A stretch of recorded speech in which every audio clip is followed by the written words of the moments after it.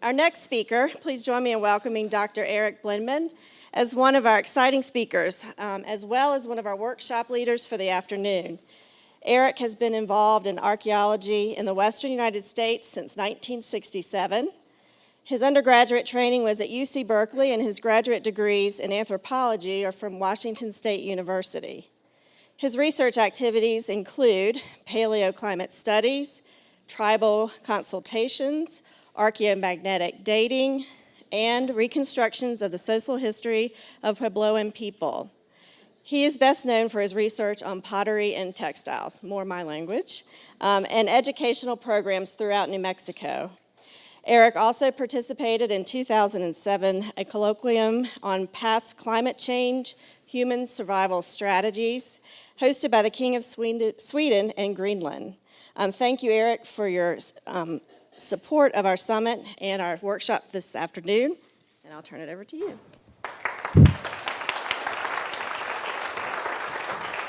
Well, thank you very much. You can all, the obligatory, you can all hear me in the back? Yeah. When I look at the title I picked for this, I realize that new techniques, it really should be new/old techniques. But it's one of my roles as an archaeologist is to deal with technology. And yucca fiber technology is something that has fallen out of favor within the traditional communities in New Mexico due to acculturation, just changing of life way and involvement in the Euro-American economy. But it's something we see archaeologically, and it's something that is, I hope, after this presentation, you'll think of as being beautiful and worthy of both appreciation and potentially adaptation.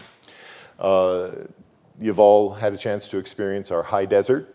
I want to welcome you here, and we've got this incredible landscape that we deal with here, from the Rocky Mountains to the deserts of Monument Valley and cut through by river valleys.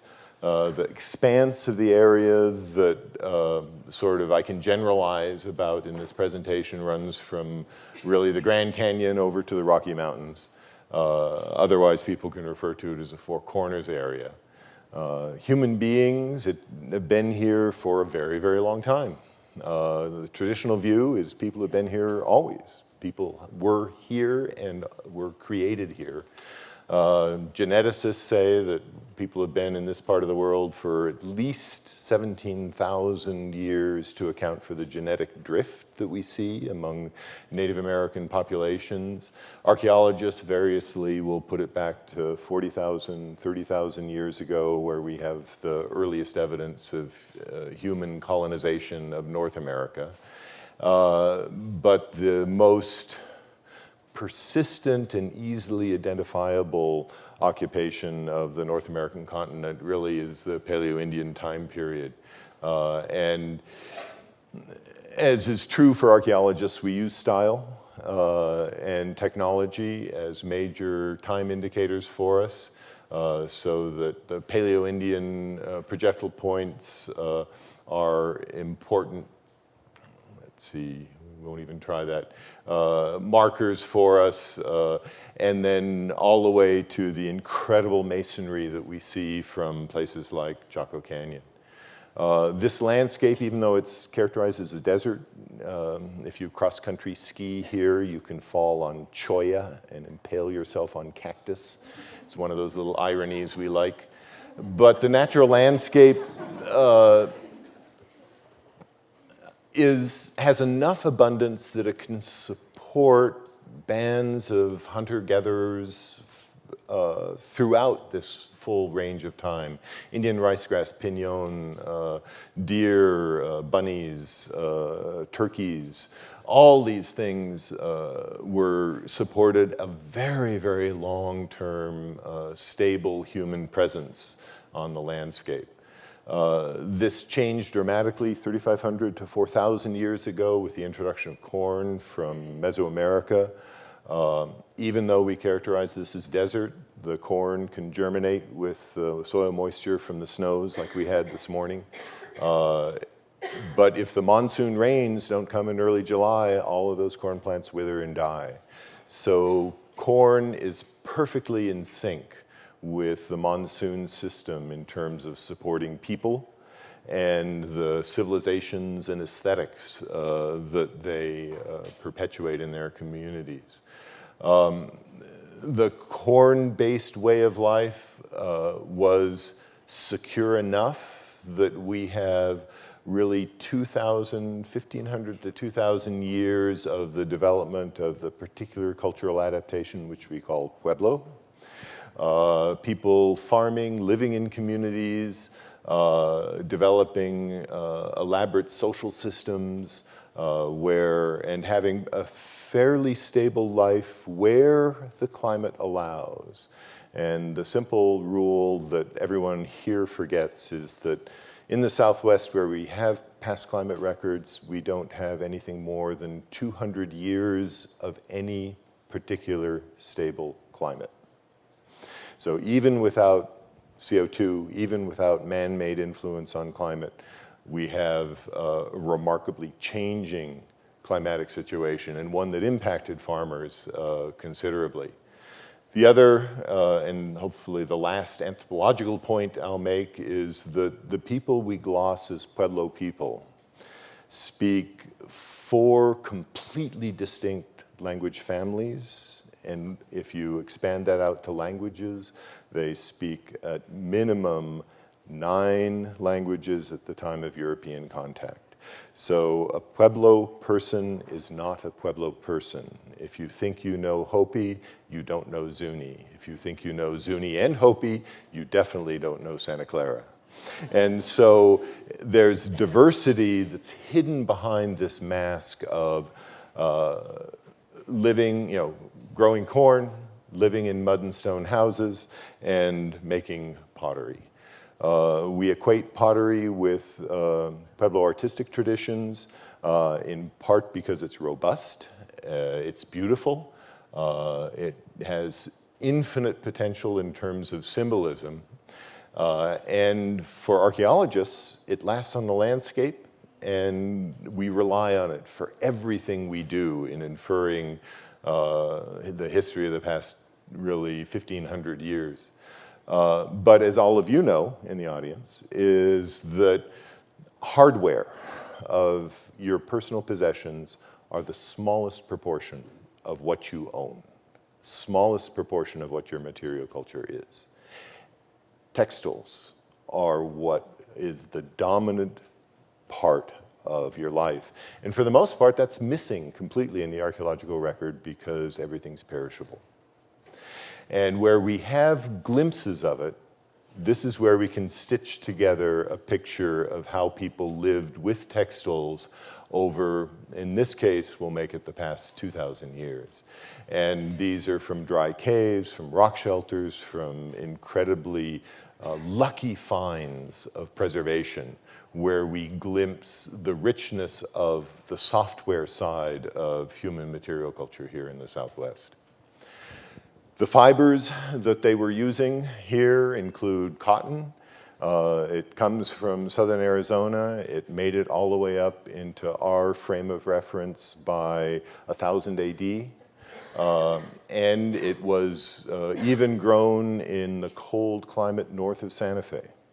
So cotton is present and an economic and aesthetic fiber through it. A little tiny use of Indian hemp. Human hair, dog hair, extensively used in terms of geography, but not really relied on all of that much in terms of volume of materials. And the principal fiber plant for all of this time period and over this huge geographic expanse was yucca. And it's, people give New Mexico a bad time because you look at this plant and say, that's your state flower? What? And we can just sort of pass on that. But I would actually characterize it as a state plant, as you'll see, rather than a state flower. All the different species of yucca, they're part of the Agavaceae family. I think I may have misspelled that. It provides food. The hearts of some of the species are tremendously sweet, starchy treats. The root provides an excellent shampoo. It's even commercially available at high-end hair salons. The spears, those flower stalks you can see there, they actually can be used for spears. They're structural elements on houses, they're fire drills, but again, the most important contribution of yucca is as a fiber source. The leaves get put into basketry, very, very simple ring baskets, but since everyone is an artist, women would take simple plating and turn it into incredibly intricate geometric designs. Everything from absolutely simple sandals there on the lower left to these incredibly intricate woven sandals of yucca leaf strips on the two right-hand images, which are sole. This is a sandal in manufacture, a sole view and an insole view. The fiber, once extracted, sometimes we find it as really natty, ratty rat's nests of fiber, but usually we find it as beautiful caches of either fiber or cord. It was used for, well, to get it out of the leaves. If you want to exert yourself a lot, you can beat it and scrape it. It's a whole lot easier if you pit bake it. In the modern world, I love those tabletop turkey roasters where you can just simmer it. And the real secret to making it work so easily is freeze-thaw. And here in Santa Fe, in the high desert, you just wrap it up. After it's cooked, you wrap it up in a plastic garbage bag and toss it outside in the winter. And it thaws every morning and freezes every night. And within a week or two, it's easy to prepare.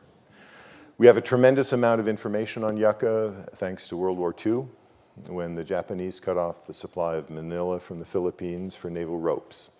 When they did that, there was a flurry of research on all kinds of domestic sources of fiber so that the Navy could have a secure supply through the duration of the war effort. We have the length of, or the strength of yucca is competitive even with manila, but all the different species range up to, 38-mile fibers. And if you're, is everybody familiar with strength expressions? If you take an individual fiber and you put it on the machine and you pull on it until it breaks, and then you weigh a length of that fiber, then you re-express how long a theoretical fiber would be before it breaks of its own weight. And so the strongest of the yuccas are 38-mile fibers. I've done my own little bit of strength testing. National Geographic wanted to see if people really could get in and out of cliff dwellings on yucca fiber ropes. And REI obliged and destroyed my 30-foot rope. And then National Geographic wanted to do a video with it. And I sort of explained to them, no, it's in pieces. I don't think you can. When we find the fiber, it's usually in beautiful condition. It's clean, it's straight. They're probably not processing it by rotting. They're not treating it like you would linen. We find it used not as yarn. We find almost no use of yarn in any of the perishable artifacts we find. Instead, we find it as 2-ply thread, 2-ply cord, occasionally 3-ply cord. It's almost all S-spin Z-twist, which you can get any number of ways. But an easy way is just a downstroke on the right thigh with the right hand, which means that those few examples of Z-spin S-twist are those left-handed sinister people in the audience. Fine thread was used for incredibly delicate weavings, as you'll see in a second. And rope they didn't need anything greater than ½ an inch in diameter. ½ an inch will easily support 650 to 700 pounds. Another side thing for history buffs is that yucca fiber does not have much stretch to it. And so in the Wild West, yucca makes a tremendous hanging rope. Wouldn't want that criminal to bounce, you know. We find it used in odd ways, as in European-style paintbrushes. Unfortunately, our radiocarbon dating was ambiguous. This could have been immediately before or immediately after the Spanish arrival for our yucca paintbrushes. But where there are many crafts like pottery, where it's almost exclusively women who are participating in the craft, everyone, men and women, would have been involved in making string. It's essential for bowstrings. If your bowstring breaks, you have to be able to make another one. Just so many, it's pervasive within society, and everybody could spin. We see string nets, carrying bags. That's a snare over there on the right. There's nothing quite so good as robin on a Thanksgiving dinner. And I have it on good authority that nobody even wants to touch the turkey until all the robins have been eaten. Some of the most beautiful artifacts from 1,300 years ago are twined yucca thread sandals. And the most remarkable thing about these is it's a single sandal you see in the two left-hand images. The weaver produced the insole with plain weave, but the sole has this incredibly elaborate geometric pattern on it that's produced in any number of ways, but we don't find two alike.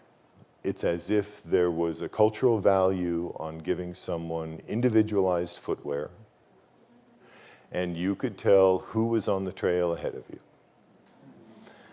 So we have these incredible patterns on the soles of the twined sandals.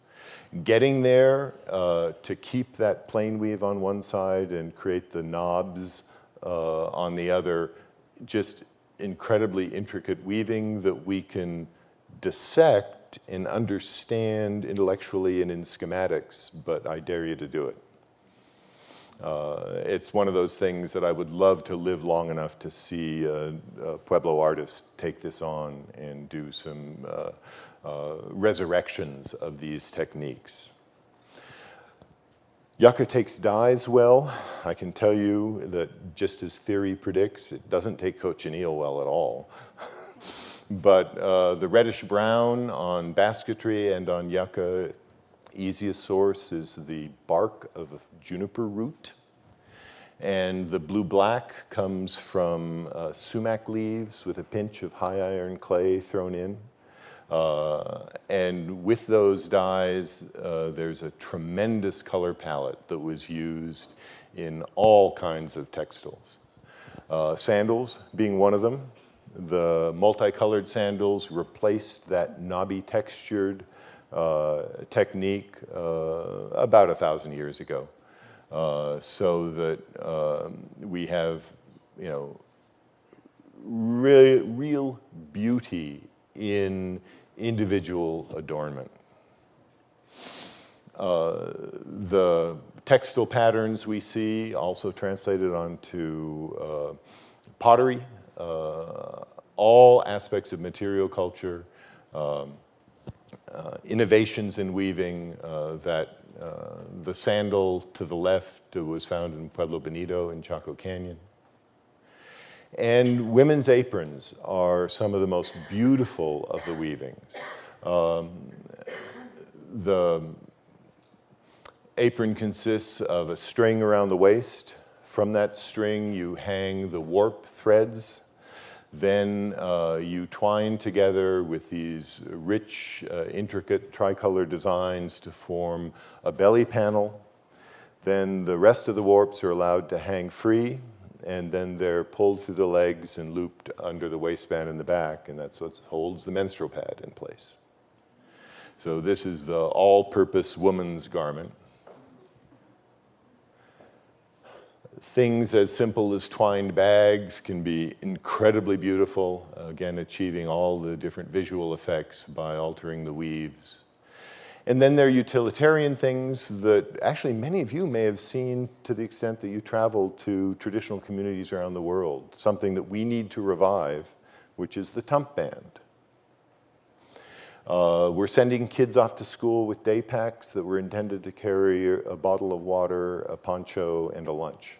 And we're packing them with 25 pounds worth of books.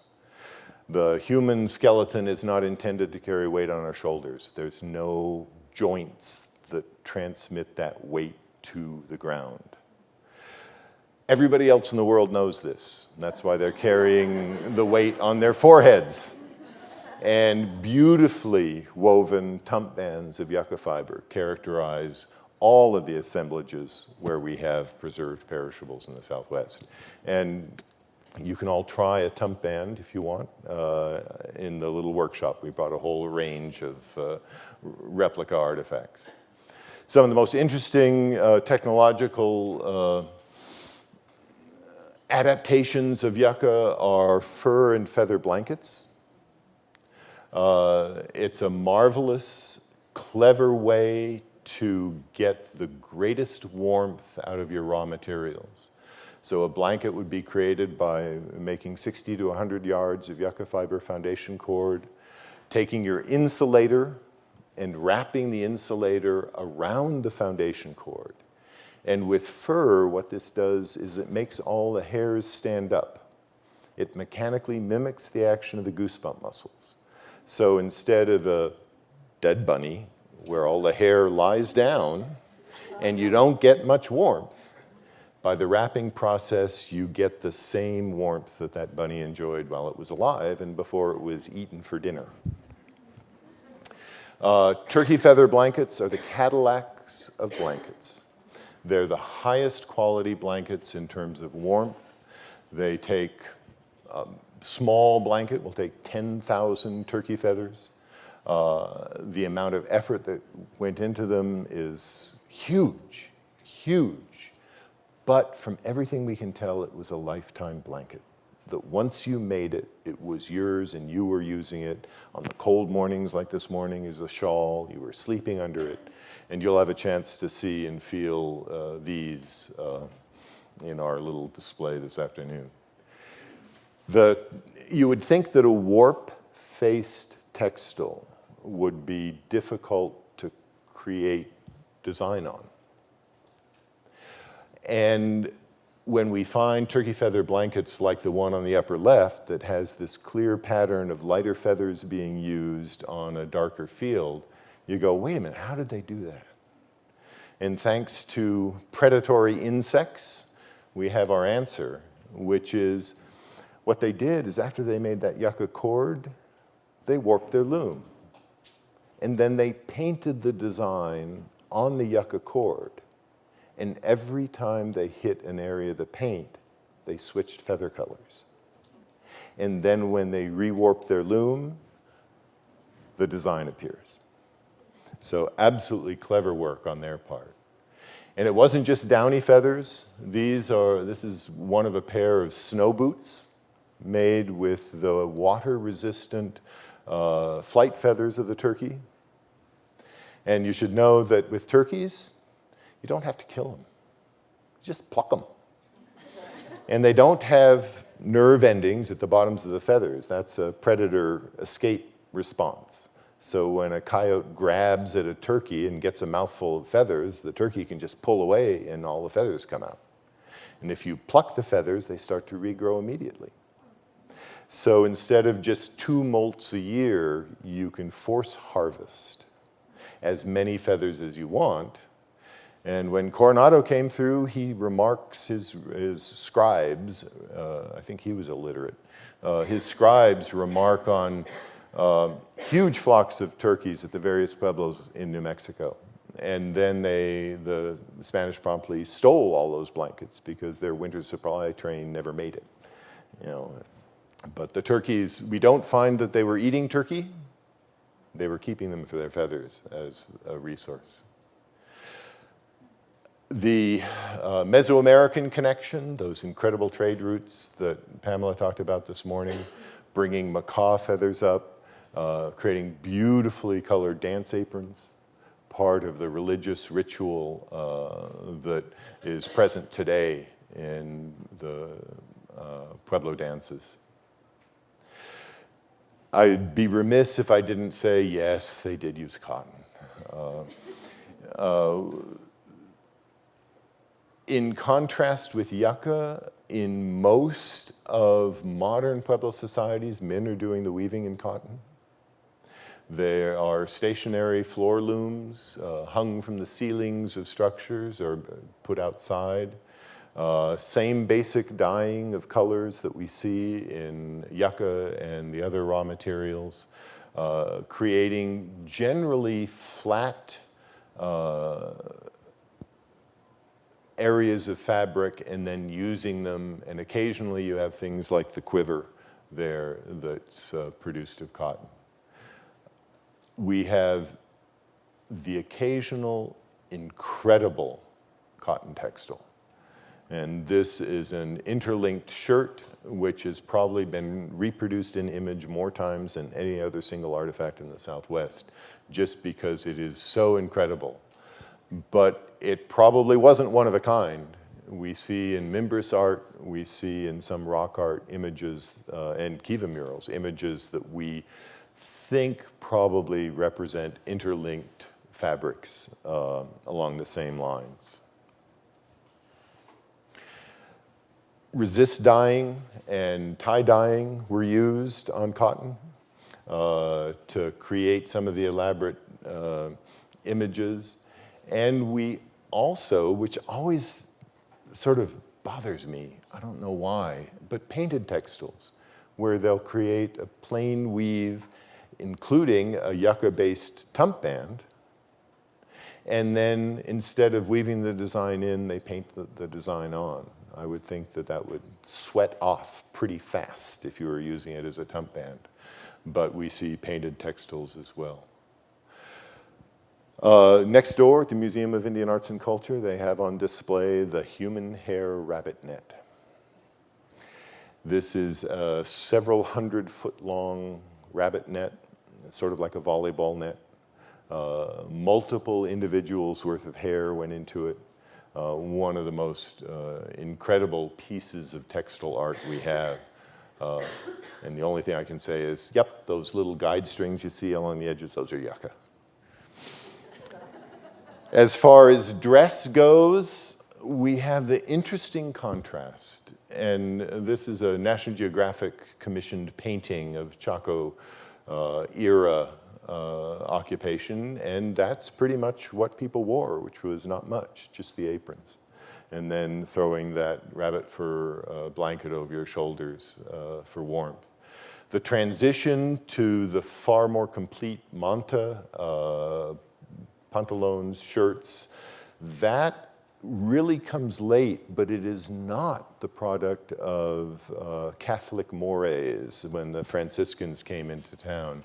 We have the evidence of the manta in the pre-European arrival, so sometime between 1300 and 1500 AD, we have a change in dress to greater reliance on cotton-based fabrics, greater reliance on tailored garments for both men and women.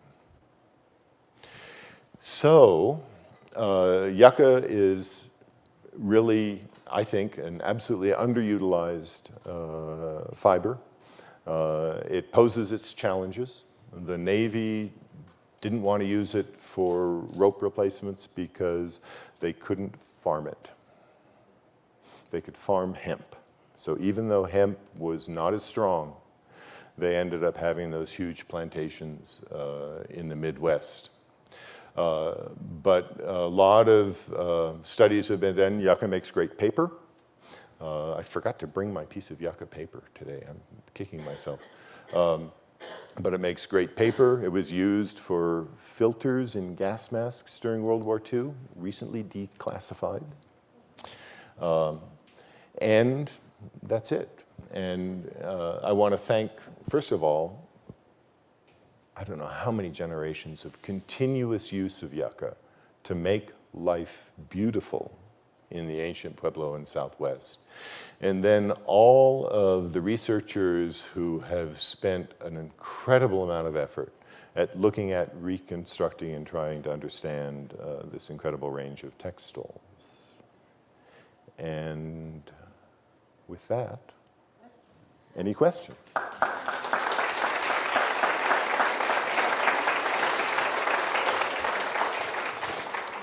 So Eric, can you tell us, is there any production, quote unquote, of yucca now? Could it be revived as a fiber that anybody in this room who makes textiles could use? I think if anybody in this room wanted to explore yucca textiles, first of all, you'd have to look to the south, to Mesoamerican use of Agavecae on an industrial basis, where the sisal is an example, henequen. But that's very, very coarse. Yucca is very, very soft. It's very, very easy on the hands. I had an old cowboy come by after fondling my rope, and he said he could remember how angry his father was when all they could get was sisal rope, because it was so hard on the hands compared to what they had been used to before. I think there's been plenty of research on the chemical and mechanical processes of preparing yucca leaves. I think it wouldn't be really all that difficult to start up some level of industrial or artisanal production of it in a volume. There isn't, no. In fact, we don't see it in descendant communities hardly at all. And the greatest revival of it has been through our office and our education outreach programs to the tribes. It spread it widely in the past 20 years in small pockets. It's actually pretty gratifying to see when it works. Any more questions? Thank you very much.